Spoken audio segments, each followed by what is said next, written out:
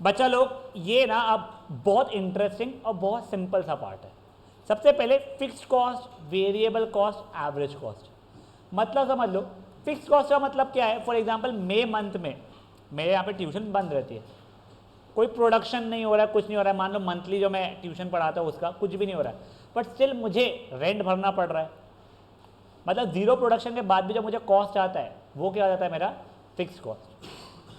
मेरा क्या बोलते हैं, वेरिएबल कॉस्ट जो होता है, जैसे जैसे प्रोडक्शन बढ़ रहा है तो उसके अकॉर्डिंगली क्या कॉस्ट आ रहा है वो। तो फॉर एग्जाम्पल मैं पिज़्ज़ा बनाता हूँ जो, तो मान लो अगर मैं 100 पिज़्ज़ा बनाऊंगा तो उसके अकॉर्डिंगली मेरा रॉ मटेरियल कॉस्ट बढ़ेगा, उसके अकॉर्डिंगली मे बी मेरा इलेक्ट्रिसिटी कॉस्ट बढ़ेगा। तो वो हो जाता है वेरिएबल कॉस्ट। मतलब जितना प्रोडक्शन है उससे वेरी करता जो है उसके अकॉर्डिंगली हो जाता है वेरिएबल कॉस्ट। टोटल कॉस्ट क्या हो जाता है, fixed cost plus variable cost, ठीक है।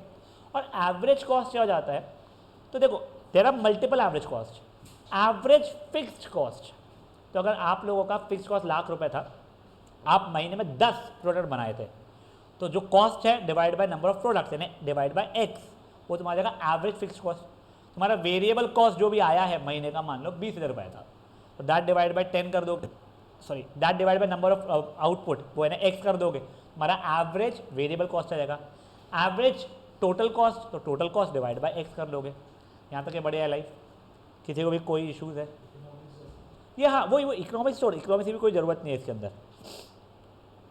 अब देखो मैं तुम्हारे को पूरे का एग्जाम फट फट फट समझा रहा हूँ, तुम लोग करोगे, ज़्यादा टाइम लगेगा नहीं। एक मैन्युफैक्चरिंग यूनिट है, उसका फिक्स कॉस्ट है 6,000 और प्रोडक्ट ईच का कॉस्ट है ₹20, ठीक है। मुझे पहले कॉस्ट फंक्शन बनाना है। कॉस्ट फंक्शन मेरा टोटल कॉस्ट, मेरा कॉस्ट फंक्शन हो जाएगा fix cost plus variable cost. Fix cost मेरा ₹6,000, बेटा वेरिएबल कॉस्ट ₹20 मत लिख देना, 20 इंटू एक्स रहेगा। तो ये मेरा कॉस्ट फंक्शन बन गया, जिसे हम लोग सी ऑफ एक्स से भी रिप्रेजेंट करते हैं, ये ठीक है। अब वो पूछ रहा है मुझे टोटल कॉस्ट बताओ 15 यूनिट के लिए, तो हर एक्स जगह पे मैं क्या लूँगा 15। मुझे एवरेज कॉस्ट बताओ 15 यूनिट, जो टोटल कॉस्ट है दैट डिवाइड बाय 15 करना पड़ेगा, डिवाइड बाय एक्स जो कि 15 हो जाएगा। मुझे कोई बोलता नहीं सर, मुझे यहाँ पे ना आप एवरेज कॉस्ट फंक्शन बताओ, पूरा कॉस्ट फंक्शन बताओ। तो ये टोटल कॉस्ट कितना है मेरा 6,000 plus 20x the whole divide by x करता तो मेरा एवरेज कॉस्ट फंक्शन आ गया होता, ठीक है। वो मांगा नहीं उसने, बट ठीक है। अब वैसे ही पूछा 100 यूनिट्स के लिए बताओ, तो हर एक जगह मैं 100 डालूंगा, आंसर निकाल दूंगा, कोई इशू है इसके अंदर। नेक्स्ट है देखो, मुझे कॉस्ट फंक्शन दिया गया है, मुझे मल्टीपल चीज़ें मुझे टोटल कॉस्ट, भाई ये तो टोटल कॉस्ट ही होता है, टोटल फिक्स्ड कॉस्ट। अब फिक्स्ड कॉस्ट क्या होता है, जब एक्स की वैल्यू भी 0 है तब भी जो कॉस्ट आ रहा है, तो यहाँ पे सी ऑफ 0 की वैल्यू मेरी 3 आ रही है, तो ये मेरा क्या हो गया, टोटल फिक्स्ड कॉस्ट हो गया। तो बचा कुचा क्या हो जाएगा, मेरा टोटल वेरिएबल कॉस्ट हो जाएगा मेरे लिए। अब एवरेज कॉस्ट के लिए क्या करूँगा, the whole divide by x कर लूँगा मैं। मुझे बोलेगा टोटल एवरेज फिक्स्ड कॉस्ट, तो फिक्स्ड कॉस्ट क्या था, डिवाइड बाय एक्स किया, तो एवरेज फिक्स्ड कॉस्ट आ गया मेरे लिए। मुझे एवरेज वेरिएबल कॉस्ट चाहिए, तो वेरिएबल कॉस्ट मेरा ये था, दैट डिवाइड बाय एक्स कर लूँगा, ये भी आंसर आ गया मेरे लिए। तो ये हो गया example number 2। Example number sir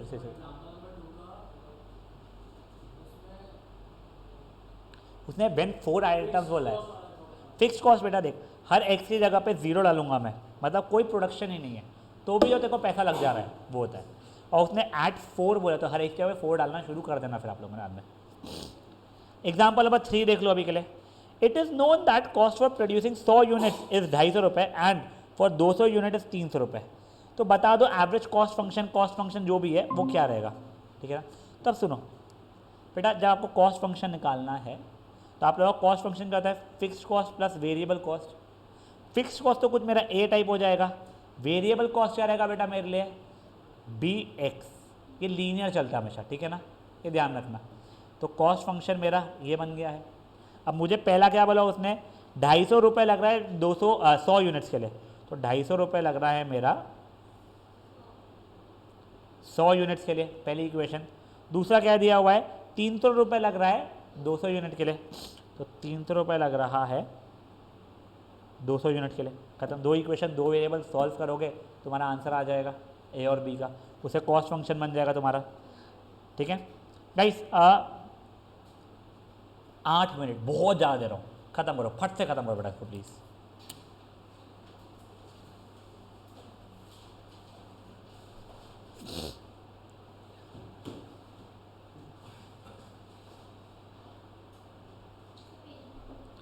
हाँ 280 बेटा।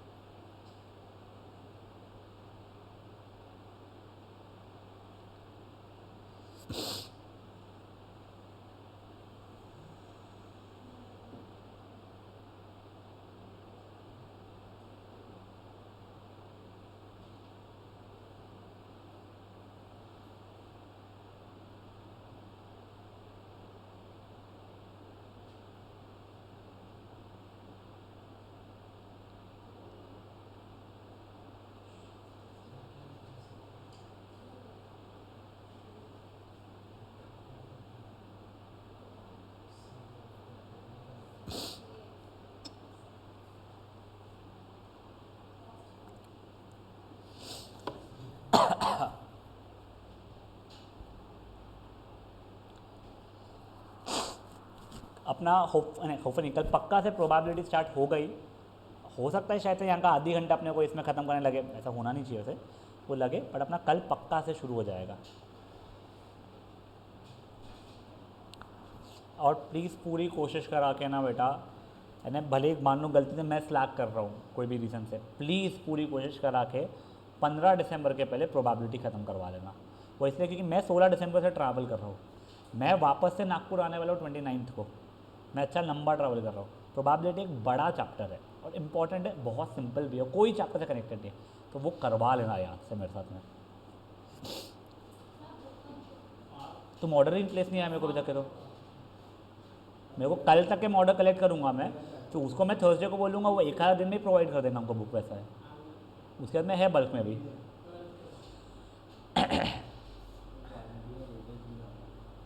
है कहाँ प्रोबेबिलिटी का ना, हाँ देखा जाए तो तुम्हारा फिर मटराई से डिटरमिनेंट्स खत्म हो जाएगा, ठीक है। तुम्हारा फर्स्ट चैप्टर वो पूरा पूरा खत्म हुआ है तुम्हारा।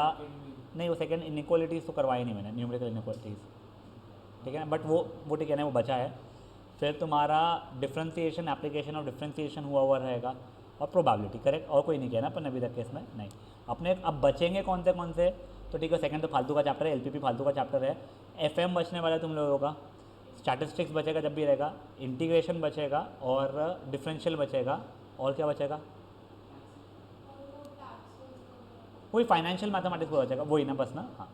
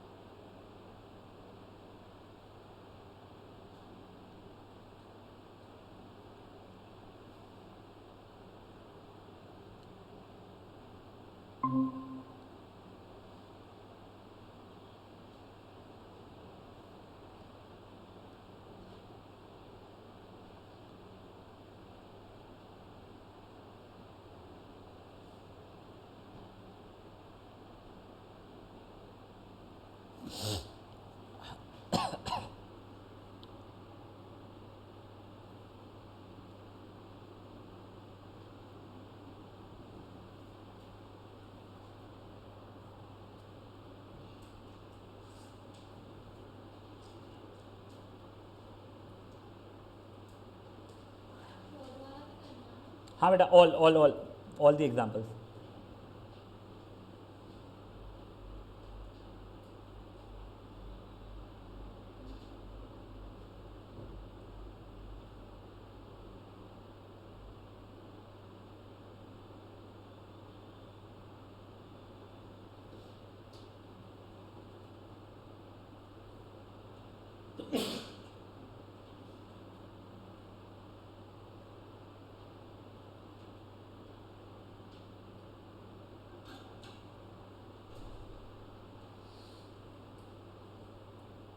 आज मंडे है ना?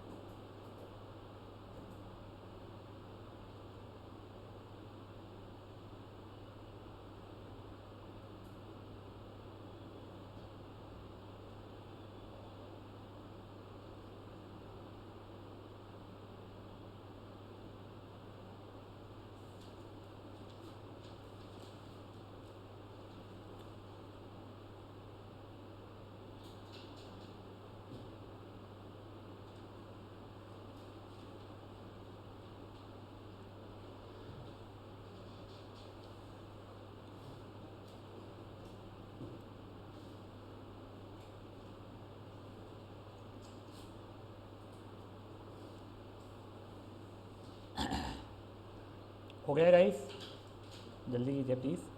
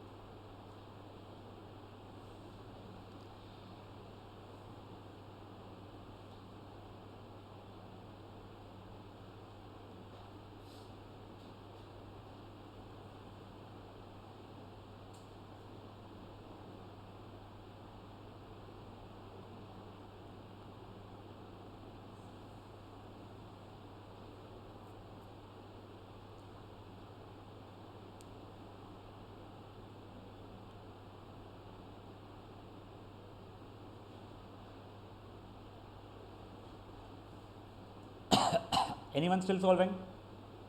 नहीं। अब बेटा यहाँ पे आ जाइए। बेटा डिमांड फंक्शन जो होता है, मतलब बेसिकली तुम्हारे को कितने प्रोडक्ट्स बिकने वाले हैं, यानी बेसिकली एक जगह चलता है, ठीक है। तुम लोगों को प्राइस फंक्शन पता है, ठीक है, जो उसका सेलिंग प्राइस ऐसा रहता है या कॉस्ट प्राइस जो भी रहेगा, तो मैंने प्राइस फंक्शन वो उन दोनों को मल्टीप्लाई करो, selling price into number of product sold, वो आपको रेवेन्यू दे देगा। Revenue does not mean profit, ठीक है ना। तो रेवेन्यू बेसिकली क्या हो जाएगा तुम्हारा, प्राइस इनटू ये, ठीक है ना। अब देखिए, प्राइस इनटू नंबर ऑफ ये सोल्ड, फेयर इनफ, ये रेवेन्यू फंक्शन होगा तुम्हारे लिए। डिमांड फंक्शन तो एक्स है तुम्हारा, और क्या, हाँ। अब देखो प्रॉफिट क्या हो जाएगा तुम्हारा, उसको शायद पाई ऑफ एक्स से डिनोट करते हैं ना, शायद से, देखता हूँ मैं। ये हो जाएगा तुम्हारा रेवेन्यू माइनस कॉस्ट, तो total revenue minus total cost. तुमको एवरेज प्रॉफिट निकालना रहेगा, कभी मान लो डिवाइड बाय एक्स मार देंगे, वो तो तुम लोगों को आता है सब कुछ चीज़ें करना। अगर मान लो रेवेन्यू से ज़्यादा कॉस्ट हो गया तो लॉस हो जाएगा, और रेवेन्यू और कॉस्ट दोनों इक्वल हो गए तो क्या हो जाएगा बेटा, वो break even point, zero, no profit no loss, बोलते हैं ब्रेक इवन पॉइंट। तो ब्रेक इवन पॉइंट पर रेवेन्यू फंक्शन और कॉस्ट फंक्शन हमारे इक्वल हो जाते हैं। यहाँ तक है, ठीक है। अब देखो a chocolate bar sells for ये मेरा प्राइस हो गया उसका। Find the total revenue and average revenue by selling 30। Total revenue कितना हो जाएगा मेरा, 20 इंटू 30 600 जाएगा। एवरेज क्या है, 600 डिवाइड बाय 30 20 आ जाएगा मेरा। डिमांड फंक्शन मेरा ये दिया गया है, ठीक है ना। Determine the total revenue. Total revenue क्या होता है मेरा, P इंटू एक्स रहता है मेरे लिए, ठीक है। P की वैल्यू पता है मुझे 20,000, मैं 100x डैट इंटू एक्स करूँगा तो ये क्या आ जाएगा बेटा मेरा टोटल रेवेन्यू फंक्शन, और यही डिवाइडेड बाय x कर लूँगा मैं अगर, तो वो क्या आ जाएगा बेटा मेरा एवरेज रेवेन्यू फंक्शन आ जाएगा मेरा। फिर उसने x की वैल्यू 20 डालने के लिए बोली है, जो भी उससे आंसर आएगा सो आंसर आएगा। Fair enough. Next question, fixed cost ये है और वेरिएबल कॉस्ट ये है, तो मेरा कॉस्ट फंक्शन कितना बन जाएगा 18,000 प्लस 550x, ठीक है। मेरे को डिमांड फंक्शन ये है जो भी है, ठीक है ना। तो मेरा रेवेन्यू फंक्शन क्या हो जाएगा 4000x माइनस 150x स्क्वायर हो जाएगा। ब्रेक इवन पॉइंट चाहिए था तो ये दोनों को मैं इक्वेट कर दूंगा। ऑब्वियसली एक्स की वैल्यू पॉजिटिव ही अलाउड रहेगी, नेगेटिव चलती नहीं है। 2 आ रही होगी तो अलग बात है, 8 और 15 ही तो दोनों पे ब्रेक इवन होगा, उससे कोई प्रॉब्लम नहीं है। तो टोटल सॉरी देखो कॉस्ट फंक्शन निकालना समझा, रेवेन्यू फंक्शन निकालना सीखा। देखो डिमांड फंक्शन पता है, रेवेन्यू P इंटू एक्स होता है, तो उससे तूने रेवेन्यू फंक्शन निकाल दिया, खत्म, फाइंड लिया। अब देखो क्वेश्चन नंबर 3, तो total cost and total revenue function, तुम लोगों को ये कॉस्ट फंक्शन है रेवेन्यू फंक्शन है, ब्रेक इवन वैल्यूज बताओ, दोनों को इक्वेट कर देंगे। बताओ कब ये प्रॉफिट में आएगा बेटा, कब प्रॉफिट में आएगा, जब revenue is greater than cost. अब देख लो ये 50 minus x square is greater than 5x minus 350, सब कुछ राइट साइड में ले जा रहा हूँ, तो x square plus 5x minus 400 is less than 0। इसका मैंने फैक्टराइजेशन किया, कितना हो जाएगा बेटा 400 का, अच्छा ये दिख रहा है मेरे को x माइनस 10, ये कुछ गलत किया क्या मैंने, ये रुक जाओ यार, वो 5x सॉरी एक समझाओ क्या, नहीं मैं ब्रेक इवन क्या मैंने गलती किया, अच्छा ये पहले तो 350 होना चाहिए। ओ भाई साहब क्या कर रहा हूँ मैं, ठीक है रुक जाओ एक सेकंड, क्या इसको मैं राइट साइड में लगेगा तो x square minus 45x plus 350 has to be lesser than 0 हो जाएगा मेरे लिए। दिव्या ध्यान दे बेटा, इसको फैक्टराइज किया तो x minus 10 x minus 35 is lesser than 0। याद है फिर अपन लोग नंबर लाइन पर कन्वर्ट करते थे इसको, प्लस माइनस प्लस, तेरे को याद है क्या हमें ये करना, हाँ ये वाले क्वेश्चन से रुक जाए एक बार के लिए। ये हो गया तुम्हारा, तुमको नेगेटिव चाहिए तो तुम्हारा 10 से लेके 35 तक के में तुम्हारे को क्या पड़ेगा, हाँ जब ये क्या कहते हैं रेवेन्यू ज़्यादा होना चाहिए तुम्हारा कॉस्ट से, तो 10 से लेके 35 बेचोगे तुमको प्रॉफिट होगा, 35 से ज़्यादा या 10 से कम बेचोगे तुम्हारे को लॉस होगा, और 10 और 35 एग्जैक्टली बेचोगे तुम्हारे को क्या हो जाएगा ब्रेक इवन होने वाला है, ठीक है ना। एक बार उसको ना नंबर लाइन पे शिफ्ट करके वो प्लस माइनस लाइक वो ऊपर से बता देना उसको। अब एग्जाम्पल नंबर 4 देखो, हाँ ये क्वेश्चन अच्छा है। अ कंपनी प्रोड्यूसर कमोडिटी जिसका ये फिक्स्ड कॉस्ट है, variable cost is estimated to be 25% of the total revenue recovered by selling 8 पर यूनिट।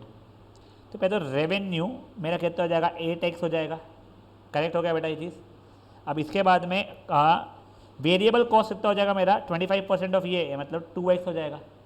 तो मेरा कॉस्ट फंक्शन क्या हो जाएगा बेटा 24,000 प्लस 2x हो जाएगा, कोई इशू यहाँ तक है। रेवेन्यू फंक्शन मेरे लिए क्या है, वो तो मेरा 8x है। मेरे लिए ब्रेक इवन पॉइंट में रेवेन्यू और कॉस्ट फंक्शन को इक्वेट करूँगा, आंसर लाऊंगा। ये है example number 4। Example number 5, a company is selling a certain product, the demand function of the product is linear. देखो जैसे डिमांड फंक्शन लीनियर है मतलब a प्लस बी एक्स जैसा रहेगा उसका, ठीक है। तो p की value a plus b x चल रही है, the company can sell 2000 units जब 8 रुपये का प्राइस है उसका, ये समझ में आ रहा है। तो 8 is equals to a plus 2000 b and it can sell 3000 unit जब प्राइस का 4 है, 4 is equals to a plus 3000 b। यहाँ से a की वैल्यू आ जाएगी, b की वैल्यू आ जाएगी, तो मेरे कहते हैं डिमांड फंक्शन की वैल्यू आ जाएगी। यहाँ से कोई इशूज़ है। अब इसके बाद में क्या दिया गया है, डिमांड फंक्शन निकालो टोटल रेवेन्यू, तो वो दिस इंटू एक्स कर लूँगा, आंसर आ जाएगा। Fair enough cutie baby Divya. Example 5 कितने एग्जाम्पल्स है इसमें, हाँ बस यही है। बेटा थोड़ा फास्ट करना ये चीज़, ठीक है ना, छापना मत और ब्लाइंडली मत बैठे रहना बस।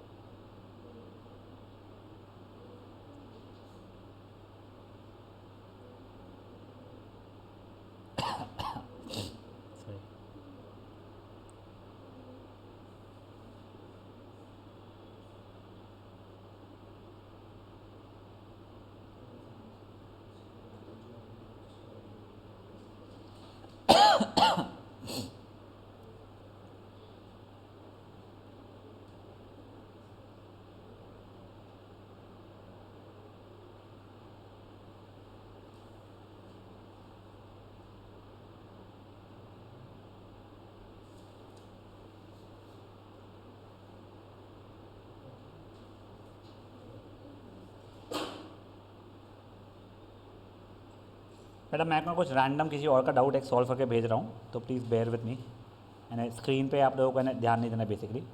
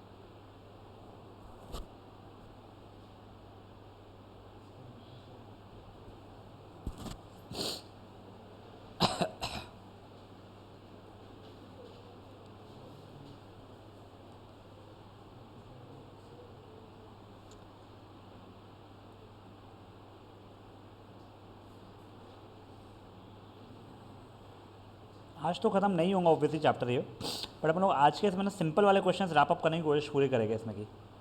विल डू इट टिल 9:45 आज का सेशन। प्लीज़ पर पहले के ये वाले थोड़ा सा फास्ट कर लीजिए आप लोग।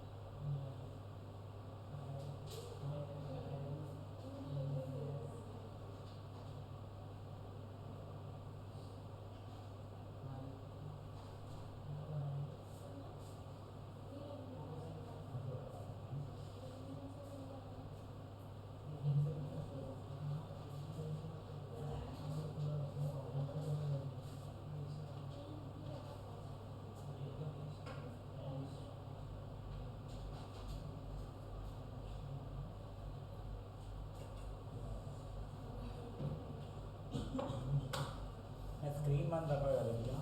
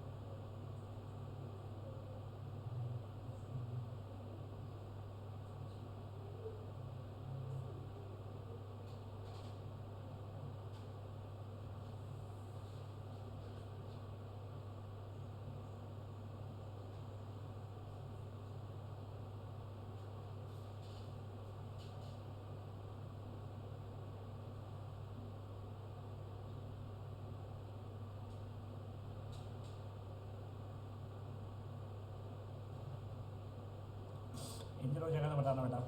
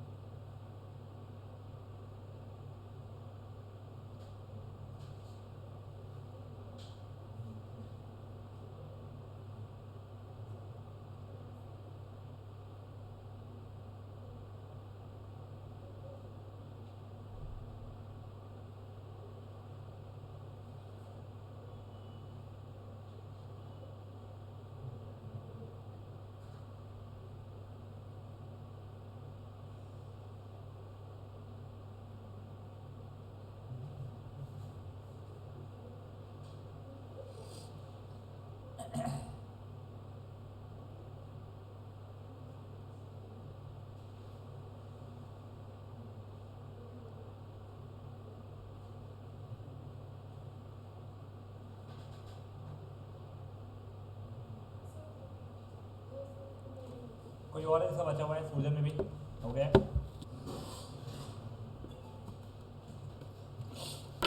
अब गाइस ये देखिए अपना नेक्स्ट वाली एक्सरसाइज जो है बेटे मार्जिनल फंक्शंस के ऊपर है।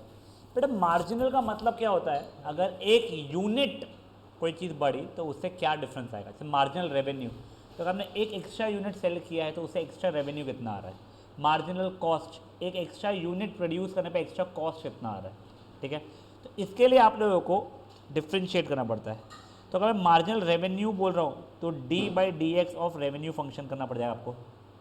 मैं मार्जिनल कॉस्ट बोल रहा हूँ मान लो तो d/dx ऑफ कॉस्ट फंक्शन करना पड़ जाएगा आपको। मैंने बोला मार्जिनल एवरेज रेवेन्यू तो d/dx ऑफ एवरेज रेवेन्यू करना पड़ेगा। मार्जिनल फिक्स कॉस्ट वगैरह जो भी पता नहीं होता है, बट जो भी समझ में आ रही है चीज़ें क्या हो रही है आप लोगों को। हाँ अब देखो कुछ तो स्टार्टिंग, हाँ एक और चीज़ देखें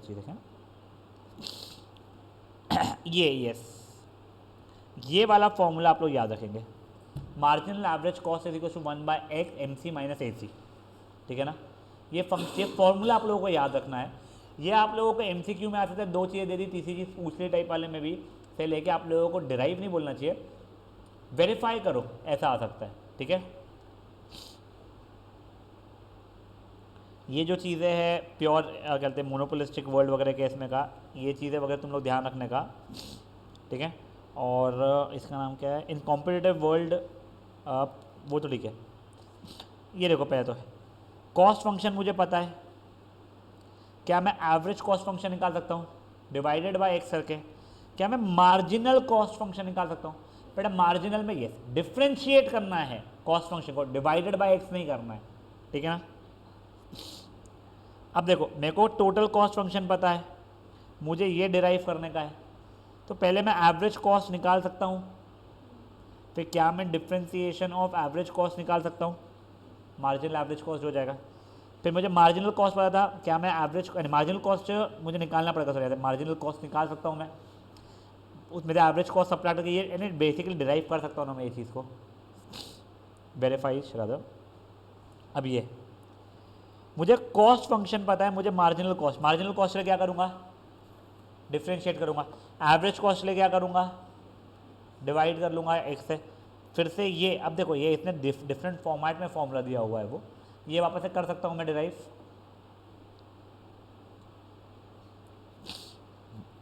the rate of change of total cost y of per unit is called, ये तो ठीक है फालतू जाते हैं, relationship between y और x they have proved that the marginal cost falls continuously as output increases, ठीक है। अब देखो इसने ये टोटल कॉस्ट दिया हुआ है एंड ये दिया हुआ है, चलो ठीक है। मेरा पहले तो मुझे ना मार्जिनल कॉस्ट निकालना पड़ेगा, करेक्ट, तो मुझे dy/dx निकालना पड़ेगा। मेरा मार्जिनल कॉस्ट इसको डिफ्रेंशिएट करके जो भी आंसर आ रहा है, एक बार मतलब ये आ रहा है, करेक्ट। अब मुझे ये दिखाना है कि ये डिक्रीजिंग फंक्शन है, उसने वही बोला है यहाँ पे, show that prove that the marginal cost falls continuously as ये इंक्रीजेस। तो जैसे जैसे एक्स इंक्रीज हो रहा है तो मुझे मार्जिनल कॉस्ट डिक्रीज हो रहा है। मेरा मार्जिनल कॉस्ट फंक्शन तो ये आ चुका है। अब इसको डिक्रीजिंग फंक्शन दिखाने के लिए मुझे याद है क्या करना पड़ता था, एक बार डिफ्रेंशिएट करूँगा, स्लोप जो आएगा इसका वो हमेशा नेगेटिव आ रहा है वो दिखाना पड़ेगा। तो इसको जैसे डिफ्रेंशिएट करूँगा ये कुछ ऐसा आंसर आ जा रहा है, ठीक है। मार्जिनल कॉस्ट का स्लोप है ये स्लोप ऑफ मार्जिनल कॉस्ट, अगर वो ही मान लो निगेटिव आ रहा है मतलब मेरा मार्जिनल कॉस्ट का फंक्शन डिक्रीजिंग फंक्शन है। पता है ये चीज़ें देखो, फेयर इनफ। ये हो गया एग्जाम्पल नंबर 4। पहले 4 एग्जाम्पल्स का टारगेट रखो, फटाफट करो बेटा प्लीज़ को।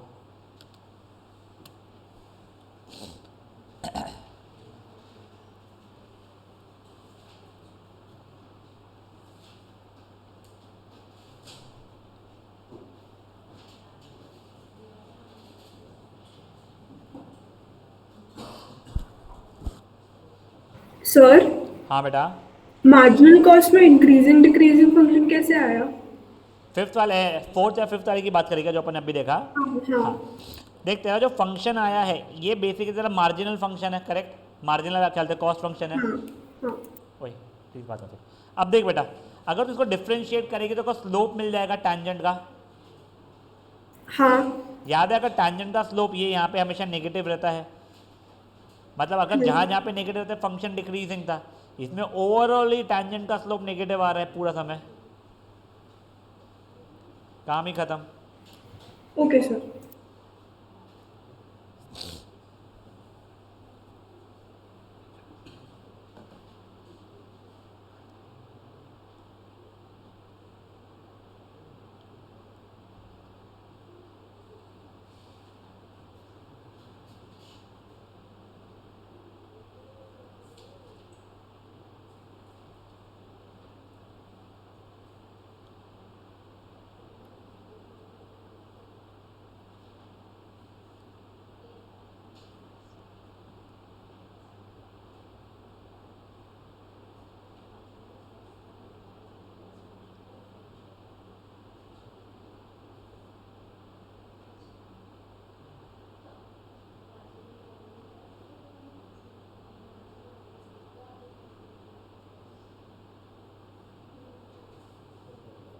बेटा बातें मत करो दोनों प्लीज़।